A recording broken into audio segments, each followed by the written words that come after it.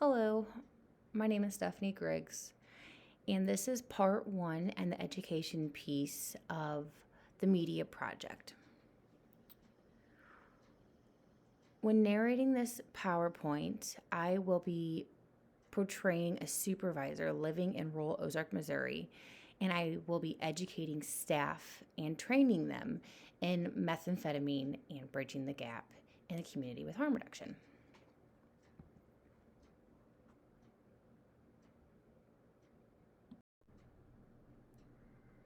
What is methamphetamine?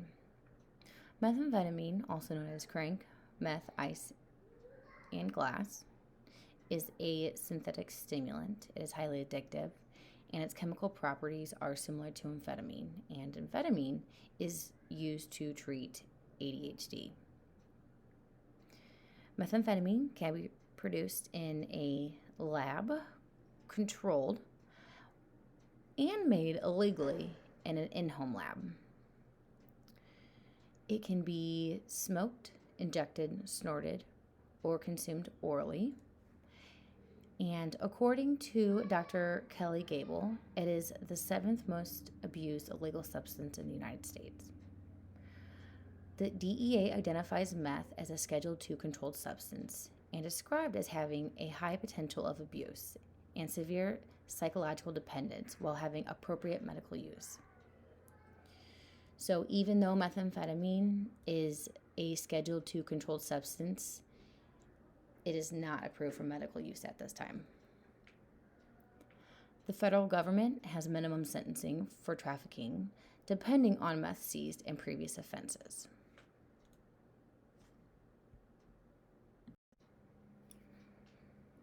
Methamphetamine and its effects on the brain. Methamphetamine affects each individual differently. However, these are the most common psychological effects. Short-term effects include euphoria and elevated mood. Negative effects: sleeping problems, violent behavior, paranoia, hallucinations, change brain structure and function. Even though these are all psychological effects on the brain, the drug affects everyone differently. Methamphetamine affects the dopamine receptors in the brain, also known as the reward system. It changes the reward system associated with coordination and verbal learning. Long-term use can impact emotions and memory. So, can you reverse the damage done to the brain by abstaining from methamphetamine use? Yes, you can, by abstaining from the drug for 1 year. Studies show that by using the substance just once, it can increase chances of having Parkinson's disease later in life. Withdrawal from the drug includes fatigue, anxiety, severe depression, psychosis, and intense drug cravings.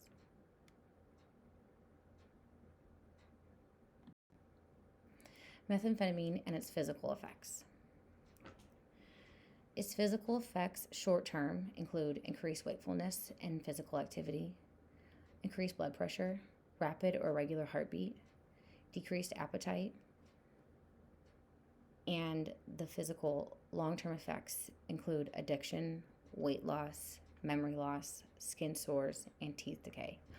This photo here shows a photo of an individual who has meth mouth, caused from using methamphetamine.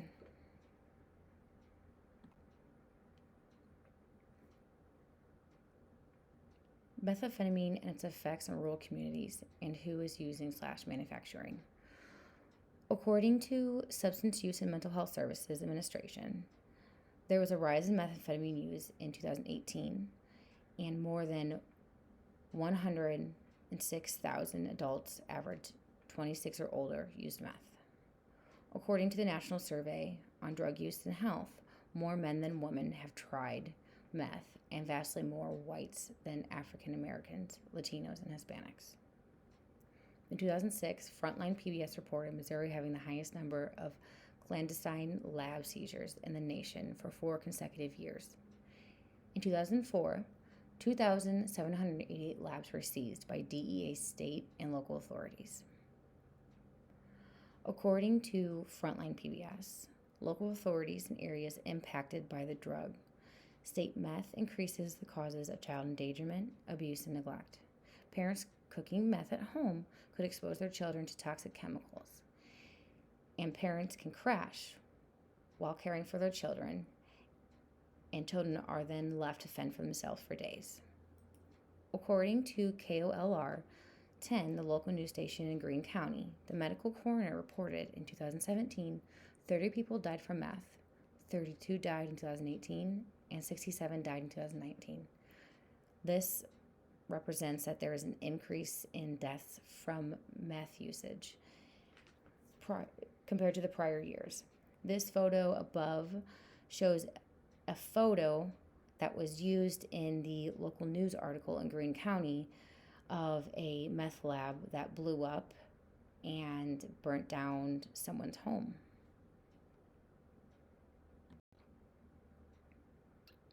Addiction and recovery in the community. The most frequently used methods of treatment are behavioral therapies such as CBT and motivational incentives. However, there is no government-approved drug to treat the addiction. Challenges with treatment or getting help. The person is forced into treatment by the juvenile court systems or by DFS. This creates distrust in the system, or client had potentially a bad experience with the previous facility, or was in foster care and had a bad experience with the courts. Untreated underlying mental health or health issues. Untreated mental health or mental health issues could be comorbid and reasons why they are using to counteract the effects of their mental health. And individuals that are undiagnosed, they could have ADHD and use meth to treat their mental health issue. Funding for treatment facility. Clients might not have insurance for services, or clients might not know how to reach out for help or reach out to inquire about services. Trauma. Clients could be suffering from childhood trauma and are suffering, so they use a drug as a coping mechanism. Or clients are accustomed to seeing family members use in the past, or maybe their parents use, and to them this is a norm. So because they were exposed to this drug, they don't know what else to do as a coping mechanism. They don't know, they've never learned one. Secrecy and no outsider mentality. The clients could deny that they use meth as a way to keep it a secret, because in some rural communities, word travels fast, and if they are seen or known to be talking to a professional, they could be labeled as a snitch. And if they are labeled as a snitch, it could jeopardize their safety. And there is no talking to outsider mentality, and those outsiders could be professionals, and professionals being social workers, DFS, and law enforcement. So what are the challenges with CBT? The challenges with CBT include that the model creates a sense of failure if there is relapse, and gives the notion that users have a sense of control over their behaviors. As stated in the previous slides, there are long-term effects of using the drug, and those long-term effects can be reversed over a year of abstaining from the drug, but because it affects the brain so harshly, you can't understand the behaviors because your brain chemistry is essentially changed.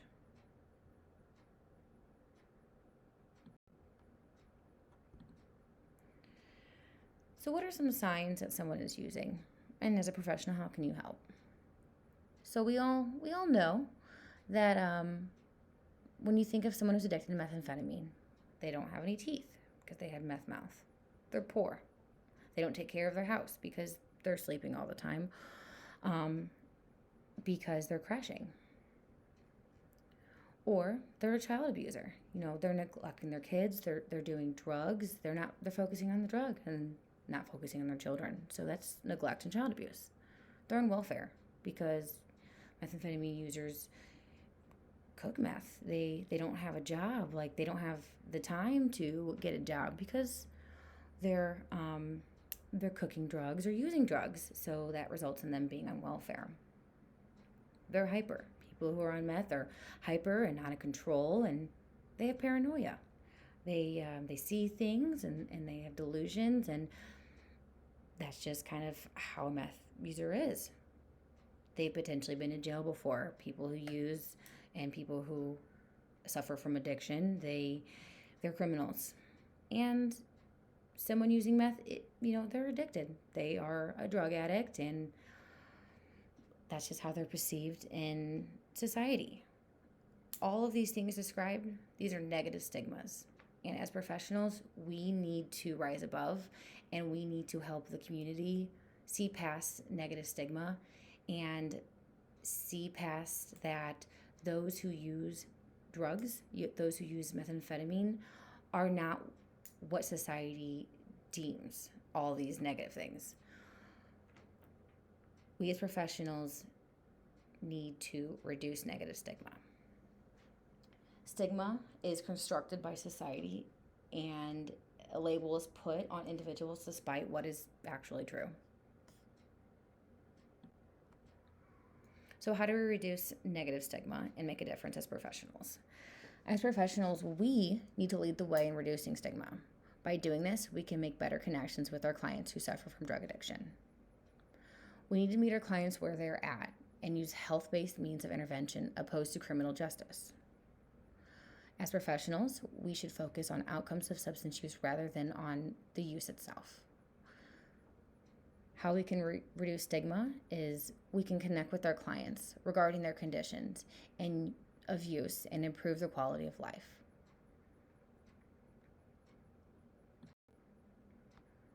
All of those things listed are examples of the harm reduction model.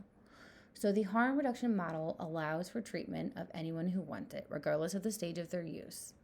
It allows for a range of goals and treatment and based on the principles of psychology and psychotherapeutic approaches. So there's 6 principles associated with harm reduction model. 1, user taking responsibility for his or her behaviors. 2, user having a voice. 3, reducing harm, not consumption.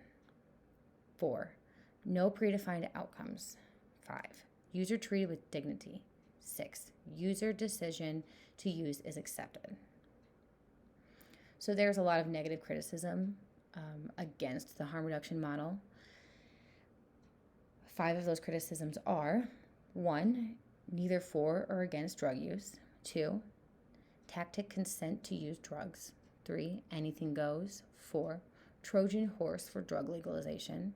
And 5, anti-abstinence. So all of these things are stating that the harm reduction model is supporting drug use, and it's supporting the addiction, and it's supporting that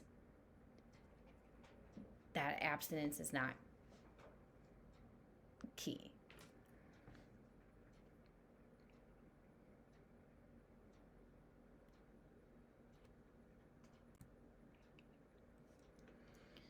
So as an organization, we need to meet people where they're at, and we need to bridge the gap between professionals and clients. So the most important things of behavioral change for you and your client are building relationships and begin where client is at. So we need to establish a positive rapport with our clients, and we need to meet the client where they're at their stage in life. Remembering your client is the expert on the problem and whose problem it is. It is the client's problem. We are there to help, and we need to help them navigate their life, and that's what they are there for. But at the end of the day, they are the expert on what they have experienced. Explore the client's options instead of telling them what to do. Solve with them, not for them. It's the client's responsibility to solve their own problems. However, we are there to be a support system. We are there to help them. We are helpers. By integrating this model, it reduces tension that exists between providers and non-compliant clients. However, it focuses on the process, not the outcome, and clients find that difficult. Clients are resistant to changing paradigm because they don't get it. So clients are ingrained with this model of they need to stop using it in order to get better. They have a hard time because this has been ingrained in their brain for so long that it's going to take us as the professionals to help them change their way of thinking.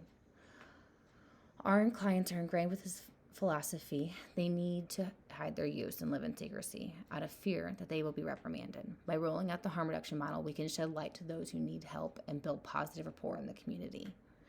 We as professionals need to work on our relationship with our clients. We need to let them see that we are not just professionals, but that we are people and we are understanding people. And this model exemplifies how they do not need to live in secrecy, and that when they need help, they can come to people for that. And by implementing the harm reduction model, it'll spread word in the community that we are here to help and not reprimand. The overall goal is to shift the mindset in the community and shift the mindset of professionals. So those professionals being those working for the judicial system, law enforcement, educators, community members, and social services. So by us implementing harm reduction, it'll impact a trickle-down effect. So by how successful this model can potentially be, other individuals and professionals will see that and hopefully also start to implement the harm reduction model. So moving forward as an organization. So in order to implement the harm reduction model and help our clients, we as an organization will need to implement ongoing staff development, solid supervisory structure, solid harm reduction policy, case conferences facilitated by experienced supervisor, and ongoing services to help change. So with these small 5 things, we can make a big impact in the community, and we can make a big impact in our organization and the way that we think. Together as a team, we can do this. And as an organization, we will start rolling out the harm reduction model next week. And it'll be implemented in our organization to help our clients. These are the references I used to gain the information regarding methamphetamine and its usage and the prevalence of it in rural communities. Thank you for listening to my presentation. I hope you learned a lot of information.